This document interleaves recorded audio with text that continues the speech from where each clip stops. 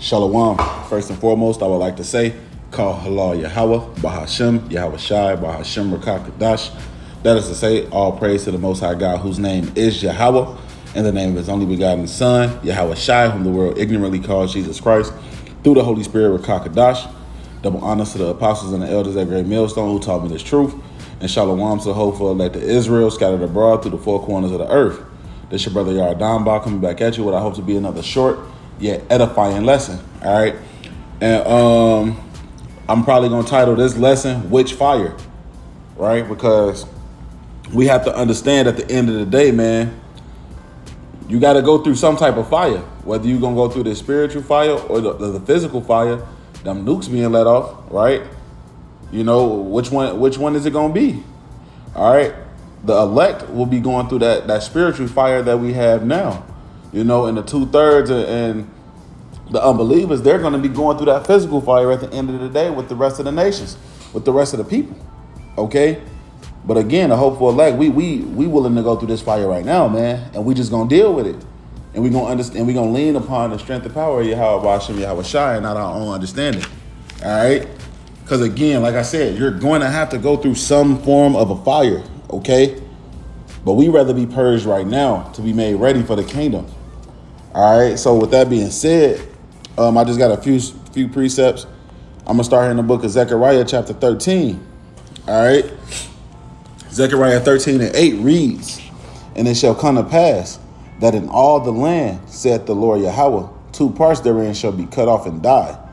But the third shall be left therein," right? And that land is speaking of America, Babylon the Great. Okay?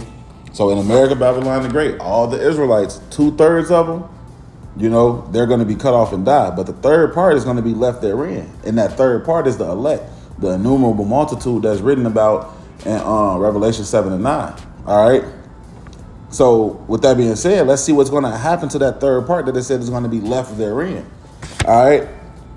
In verse 9 it says, "And I will bring the third part through the fire, and will refine them as silver is refined, and will try them as gold is tried. They shall call on my name, and I will hear them. I will say, it is my people, and they shall say, Yahweh is my power. The Lord is my God," right? So yeah, we're going to go through that fire on this side. We're going to be purged on this side. We're going to be chastened on this side. We're going to be tried in the spirit on this side. And we understand that, and we perfectly okay with it, right? It's something that we have to go through. We have to endure hardness as a good soldier, right? Through much tribulation shall we enter into the kingdom. We understand that, all right? And again, that trying, that fire, that purifying agent is needed, man. It's definitely needed. And for that, let's go ahead to the book of Sirach chapter 2.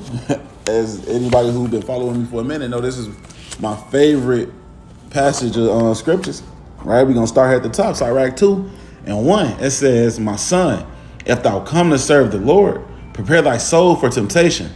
Set thy heart aright and constantly endure, and make not haste in time of trouble. Cleave unto him and depart not away, that thou mayest be increased at thy last end. Whatsoever is brought upon thee, take cheerfully, and be patient when thou art changed to a lower state." Because again, guess what? We're going to go through things. We have to go through that fire. Being of the hopeful elect, we have to go through that spiritual fire on this side, right? But why? And it's going to explain it in verse 5. Because it says, "For gold is tried in the fire, and acceptable men in the furnace of adversity." So we have to go through things, man. We have to deal with adversities on this side. We got to understand why that adversity and those things that we go through help us understand why the Lord's way is so important, why Yahweh Hashem, Yahweh Shai's way is so important, man, because we see wickedness and we see what it brings. And look, we don't want that. We don't want it. And it's not going to be in the kingdom, right? We understand that. So we're going to deal with it on this side and continue to be purged on this side, right? But what's going to happen for those who choose to go through that physical fire? Because by being an unbeliever, right?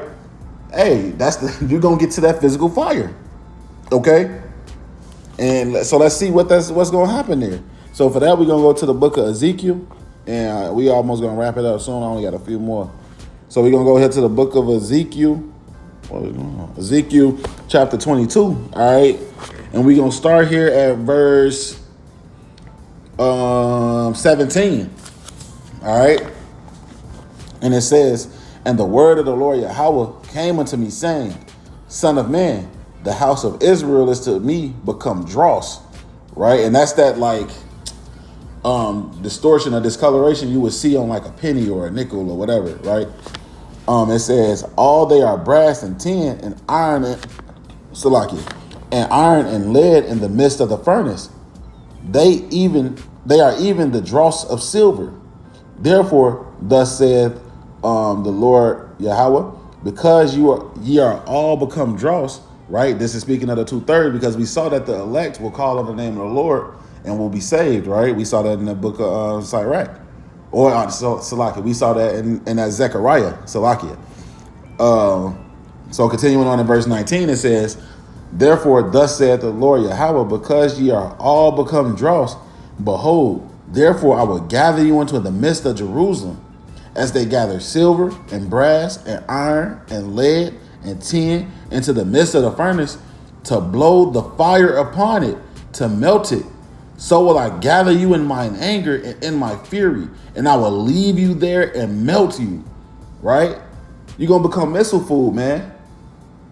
If your way is gonna be the way of unbelief, you're gonna become missile food. If you don't want to go through that spiritual fire on this side and deal with chastisement, you're gonna be missile food. All right? He's gonna leave you here and melt you. Speaking again about those nukes. Right? Continuing on here in verse 21, it says, yea, will I gather you and blow upon you the fire of my wrath, and ye shall be melted in the midst thereof. As silver is melted in the furnace, so shall ye be melted in the midst thereof. And ye shall know that I, the Lord Yahweh, have poured out my fury upon you. Right? Hey, so again, which fire? Which fire? Which one seems more, I guess you could say pleasant, right? Which one? You rather go through it now to be saved at the end of the day, to get that trip on them chariots, right? Or you want to be merciful? You want to be a part of that second death, which we're gonna read about soon, right? So another one here. Let's go to the book of Revelation, chapter 20, and verse 11. All right, and it says, and I saw a great white horse, and him that sat on it, from whose face the earth and heaven fled away, and there was found no place for them. And I saw the dead, small and great, and before the Most High. So like it stand before the Most High. And the books were open, and another book was open, which is the book of life. And the dead were judged out of those things that were written in the books, according to their works. And the sea gave up the dead which were in it, and death and hell delivered up the dead which were in them, and they were judged every man according to their works. And death and hell were cast into the lake of fire. So let's pause for a second. This cuts the whole subterranean hell doctrine, because how were hell and death cast into the lake of fire? Was there living? Hell is a living condition, man. All right, it was cast into the lake of fire. The lake of fire speaks on America, Babylon, and Great, when the ICBM missiles waste this place, man.